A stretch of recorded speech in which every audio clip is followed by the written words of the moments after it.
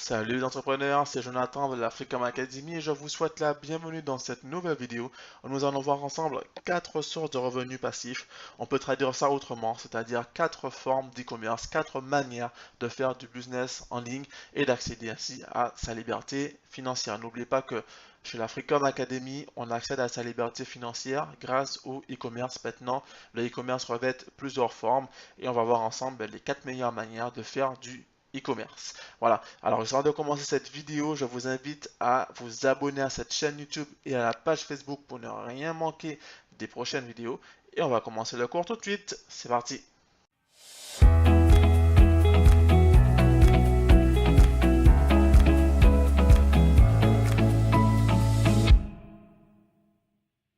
Alors, comme expliqué en préambule de cette vidéo, l'e-commerce revêt plusieurs formes. Il y a plusieurs manières de faire de l'e-commerce en ligne. Il n'y a pas que le dropshipping, d'accord? Et la Freecom Academy a vraiment pour mission de vous apprendre toutes les facettes du e-commerce, puisque le meilleur moyen d'accéder à sa liberté financière, le moyen le plus rapide en tout cas pour accéder à son indépendance financière, c'est l'e-commerce. Et l'e-commerce aujourd'hui est devenu accessible à tous. C'est une forme d'entrepreneuriat qui est accessible au plus grand monde puisque le budget pour se lancer dans cette forme d'entrepreneuriat est vraiment très maigre par rapport à n'importe quel autre business. Il n'y a aucune autre forme d'entrepreneuriat qui permet de se lancer avec un budget aussi maigre. Encore faut-il une bonne technique, puisque qui dit un budget maigre dit que beaucoup de personnes se lancent dessus en pensant que c'est facile. Ce n'est pas facile, il faut un plan, d'accord? Mais une fois que vous avez un bon plan, une bonne stratégie, une bonne feuille de route et que vous travaillez comme il faut, intelligemment, efficacement, à ce moment-là, plus rien ne peut vous arrêter et vous pouvez donc générer des revenus passifs qui sont vraiment hors normes. Sachez que sur Internet, il n'y a pas de limite. Alors, ne vous fixez surtout pas de barrières. Donc maintenant, quelles sont les 4 meilleures formes de revenus passifs quand on veut se lancer aujourd'hui sur Internet? Alors, la première forme est celle la plus connue actuellement, la plus populaire en tout cas actuellement, il s'agit du dropshipping. Alors, le dropshipping, pour ceux qui ne connaissent absolument pas, c'est une forme d'e-commerce. L'e-commerce, c'est quoi? C'est tout simplement le fait de vendre des produits en ligne à travers sa boutique généralement, ou bien même sans boutique. L'important, c'est de vendre des produits en ligne. Alors, avant, il fallait absolument avoir un stock de produits, c'est-à-dire commander chez un grossiste des produits en gros, commander un beau stock, les faire livrer dans un entrepôt et puis commencer à faire des ventes, pouvoir revendre ces produits comme ça au détail. Donc ça c'est du e-commerce classique. Donc on ne voit pas dans cette vidéo le e-commerce classique puisque c'est vraiment le plus banal et c'est aussi le plus, non pas le plus compliqué, mais quand même le moins simple à mettre en place. Avec le dropshipping, c'est différent puisque vous n'avez pas de stock. Vous avez votre boutique, vous montez votre boutique, généralement avec Shopify, et puis vous allez sourcer donc vos produits sur une plateforme telle que AliExpress. Nous voilà sur AliExpress par exemple, qui est la plus grosse plateforme de dropshipping au monde actuellement. C'est-à-dire que c'est le plus gros fournisseur tout simplement où vous allez trouver la plus grande et la plus large gamme de produits au monde. La particularité d'AliExpress, c'est que c'est gratuit, tout simplement. Vous n'avez pas de compte payant à avoir pour pouvoir commencer. Et c'est simple, tout simplement, à prendre en main. C'est vraiment très simple à prendre en main. Il y a une quantité incroyable de produits, des milliers de produits de toutes les catégories, d'accord? Donc il y en a vraiment pour tout le monde. Et la cerise sur le gâteau, c'est que ces produits ne sont pas cher. Ici, vous allez trouver des prix imbattables, des tarifs imbattables quand il va s'agir d'acheter des produits à l'unité. Quand on sait que c'est à l'unité que l'on achète ces produits et non en gros.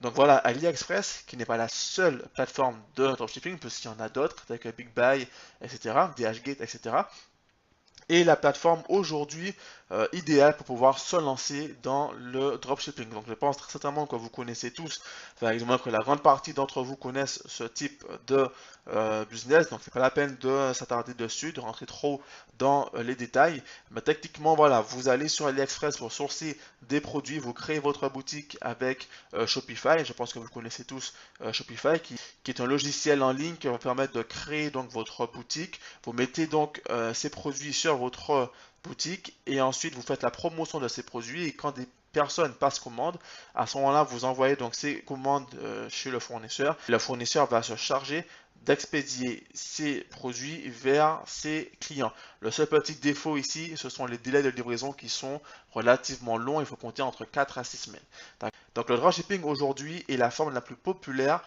d'e-commerce. Quand on parle d'e-commerce aujourd'hui, en général, les personnes veulent se lancer sur du dropshipping. Mais le dropshipping n'est pas la seule forme d'e-commerce. Il y a d'autres manières de faire du business en ligne.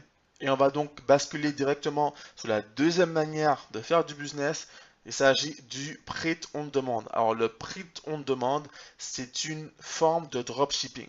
Puisque l'erreur que beaucoup de personnes font, c'est de penser que le dropshipping tel que l'on connaît actuellement avec AliExpress est la seule manière de faire du dropshipping. Absolument pas. Le dropshipping, c'est un business model, c'est-à-dire que vous vendez des produits sans avoir de stock. C'est aussi simple que cela. Donc, ça peut être des articles comme je vous ai montré, donc des articles tout à fait banals en soi, mais ça peut être également des articles que vous pouvez personnaliser et ensuite vendre. Donc, en général, il va s'agir de vêtements, d'accessoires, de hoodies, etc., de casquettes, de t-shirts, de sweatshirts, de mugs, de serviettes. Vous allez donc apposer vos designs sur ces articles. Donc, généralement, comme je vous l'ai dit, ce sont des vêtements. Et ensuite, vous allez mettre ces articles en promotion, enfin en vente sur votre boutique, via votre boutique. Et quand des personnes passent commande, exactement comme pour le dropshipping classique, ces commandes vont être envoyées automatiquement chez le fournisseur qui va traiter ces commandes et expédier ces articles directement chez votre client ou chez vos clients s'il y en a plusieurs, sans que vous n'ayez rien à faire. C'est automatique et vous n'avez pas de stock. Donc, techniquement, le print on demand vous permet aujourd'hui de créer votre marque de vêtements, votre marque d'accessoires sans avoir de stock. Et ça, c'est une révolution puisque beaucoup de grosses marques aujourd'hui appliquent le prix on demande pour leur boutique e-commerce. C'est-à-dire que de moins en moins de marques commandent en gros des vêtements, mettent leur design dessus, puis les stocks, etc.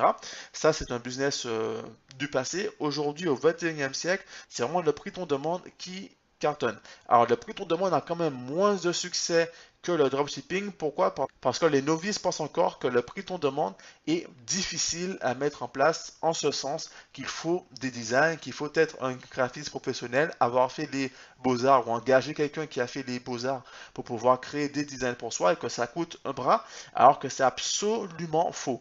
Donc du coup, le dropshipping classique avec AliExpress a plus de succès chez ceux qui veulent se lancer dans le e-commerce. Le revers de la médaille, c'est que beaucoup de monde se lance aujourd'hui dans le dropshipping. Il y a donc beaucoup de boutiques Shopify avec les mêmes produits puisque les personnes vont se sourcer sur les mêmes plateformes, à savoir AliExpress ou BigBuy ou etc. Ce sont les mêmes produits et malheureusement en dropshipping classique, on ne peut pas personnaliser ces produits. Du coup, tout le monde se retrouve avec exactement les mêmes produits, les mêmes prix, les mêmes descriptions à vendre et essaie de vendre ces articles avec le moins d'efforts que possible. C'est-à-dire qu'ils ne prennent même pas la peine de créer des offres irrésistibles, de travailler leur boutique. Ils prennent leurs articles tels quels et puis ils essaient de les vendre.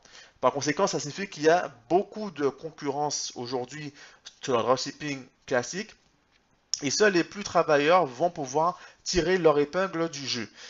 A contrario, sur le prix on demande, il y a donc moins de concurrence puisque tout le monde se rue sur le dropshipping classique, mais il y a une forte demande. Donc faible concurrence, forte demande signifie beaucoup de profit. En vérité, vous pourriez gagner plus d'argent en prix on demande qu'en dropshipping puisque vous avez moins de concurrence. En sachant que le prix on demande est actuellement plein essor, vous pouvez pratiquer le prix on demande à travers votre boutique Shopify comme vous pouvez le faire sans votre boutique Shopify. Avec le programme prix on demande Académie de l'Africom, vous voyez exactement comment mettre en place votre business avec et sans Shopify pour avoir une marque rentable avec des fondations solides sur le long terme. Donc le prix on demande, deuxième manière de faire du e-commerce, deuxième forme de dropshipping. Autre manière maintenant de faire du e-commerce, Amazon FBA. Alors, Amazon FBA, qu'est-ce que c'est? Je pense que vous connaissez tous aujourd'hui le site e-commerce Amazon, qui est la plus grosse plateforme d'e-commerce au monde. Le trafic y est colossal, mais vraiment colossal. Par exemple, ici, nous sommes sur Amazon.com. Vous pouvez aller sur Amazon.fr pour le marché français. Donc, ce qu'il faut comprendre, c'est que Amazon n'est pas réellement un site d'e-commerce, un site marchand comme pourrait être La Redoute, ou bien Spartoo, ou bien Zalando. Amazon est en fait un site de mise en relation entre des vendeurs et des acheteurs. Des vendeurs, c'est-à-dire des personnes comme vous et moi, qui respirent comme vous et moi, qui ont une société et qui vendent leurs produits à travers leur société, puisque sur Amazon, pour commercer, il faut avoir son entreprise. Le service FBA, quand je parle de Amazon FBA, FBA signifie Fulfilled by Amazon, autrement dit expédié par Amazon. Donc ça, c'est un service qui permet aux vendeurs de faire stocker leurs produits chez les entrepôts d'Amazon et quand des clients passent commande, Amazon se charge de toute la logistique sans que vous n'ayez absolument rien à faire.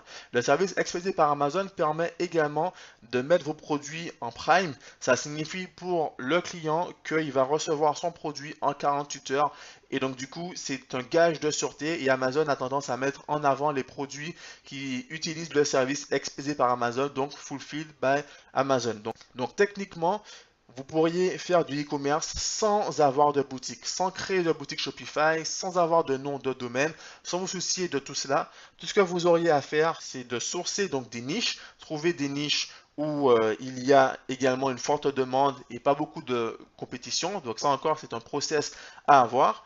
Vous allez ensuite sourcer donc ces produits chez des grossistes, commander ces produits en gros et les faire livrer donc directement dans les entrepôts d'Amazon sans que ces produits passent par chez vous. D'accord? Tout se fait sur Internet. Vous trouvez donc les produits à un bon prix chez un fournisseur, chez un grossiste. Vous les faites expédier donc dans les entrepôts d'Amazon. Vous donnez l'adresse donc d'Amazon à votre grossiste. Il se charge d'expédier le produit chez Amazon. Amazon reçoit le produit. Amazon le met en vente. Vous créez donc vos fiches produits sur votre compte vendeur. Une fois que les produits sont bien stockés, à ce moment-là, les produits deviennent disponibles sur la plateforme et ensuite, vous faites des ventes, vous faites des ventes et vous faites des ventes. Après, il n'y a rien à faire. En fait, c'est Amazon qui va se charger de tout. Le service après-vente, l'expédition, Amazon se charge d'absolument tout. Alors l'avantage, donc, comme j'ai dit pour Amazon FBA, c'est que vous allez pouvoir donc développer des gammes de produits sans avoir de boutique. Vous allez pouvoir donc créer vos marques de produits, ce qu'on appelle du private labeling, c'est-à-dire que vous allez pouvoir donc apposer votre logo, votre marque sur les produits que vous aurez sourcés en gros chez des grossistes. Vous demandez aux grossistes donc d'imprimer votre design sur chacun des articles et vous faites expédier ça chez Amazon. Ça va vous permettre de commercialiser donc vos marques de produits directement sur Amazon. Alors maintenant, le revers de la médaille, c'est que comme pour du e-commerce classique, il va falloir en amont commander du stock, commander un certain stock et le faire livrer chez Amazon. Ça signifie prévoir déjà en amont un budget pour commander un certain stock et puis les faire entreposer chez Amazon. Du coup, là encore, il y a de moins en moins de personnes qui se lancent dans cette activité. Pourquoi? Parce que le facteur risque semble être plus important sur Amazon FBA. En vérité, ce n'est absolument pas le cas. Il semble être plus important. Pourquoi? Parce que comparativement au dropshipping, ici, vous avez du stock. Donc, techniquement, il y a un certain risque, puisque si vous ne vendez pas tous vos produits, il va vous rester du stock invendu sur vos bras et vous ne saurez pas quoi faire avec. Techniquement, vous risquez de perdre de l'argent. À côté, avec le dropshipping, vous n'avez absolument pas de stock et donc du coup, vous vous dites que ça coûte moins cher de se lancer sur du dropshipping. En vérité, le dropshipping peut revenir à beaucoup plus cher qu'Amazon FBA en ce sens que vous allez en dropshipping, payez généralement un budget marketing, un budget pour la promotion de vos articles. Certes, vous n'avez pas de stock, vous n'avez pas de budget pour avoir un stock, mais vous devez avoir un budget pour promouvoir vos produits. Et en général, ce sont sur des plateformes où il y a du trafic froid. Donc des personnes qui ne sont pas là pour acheter. Du coup, ça peut revenir à cher, à très cher, de payer de la publicité pour vendre des produits, pour peu que vos produits n'intéressent personne, pour peu que vos produits soient peut-être trop chers, que vos offres soient mal travaillées, que votre boutique ne soit pas assez professionnelle, que votre page Facebook ne donne pas assez confiance. Donc du coup, vous ne faites pas de vente, vous faites peu de ventes, et donc vous allez donc payer énormément de publicité. Je pense que c'est déjà arrivé à beaucoup de monde ici, si vous regardez cette vidéo, que vous payez énormément de publicité et au final vous ne faites aucune vente et vous n'êtes pas rentable. À côté, Amazon FBA, vous allez vendre vos produits sur Amazon, qui est une plateforme où les gens sont là pour acheter justement le produit. Du coup, c'est du trafic gratuit et il n'y a pas besoin de faire de publicité. Vous mettez votre produit en vente, vous ne faites pas de publicité et vous faites des ventes quand même.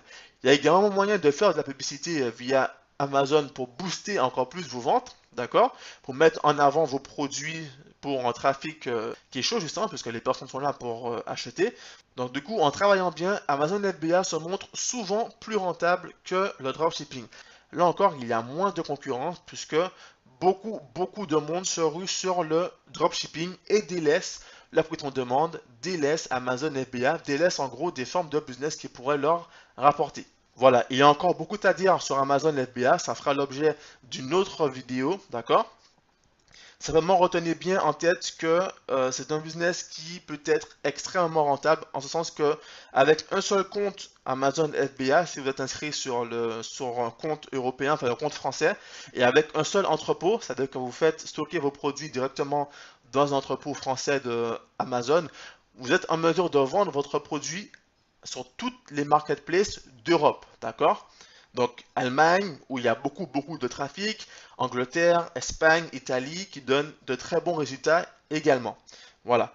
Donc maintenant, autre forme d'e-commerce, l'affiliation. Donc l'affiliation est la forme d'e-commerce la moins connue d'aujourd'hui. L'affiliation, quand je parle d'affiliation ici, ça va surtout concerner les produits virtuels. C'est-à-dire que en dropshipping, comme en prix qu'on demande, vous allez faire la promotion de produits que vous n'avez pas, des produits qui ne sont pas en stock, vous n'avez pas ces produits.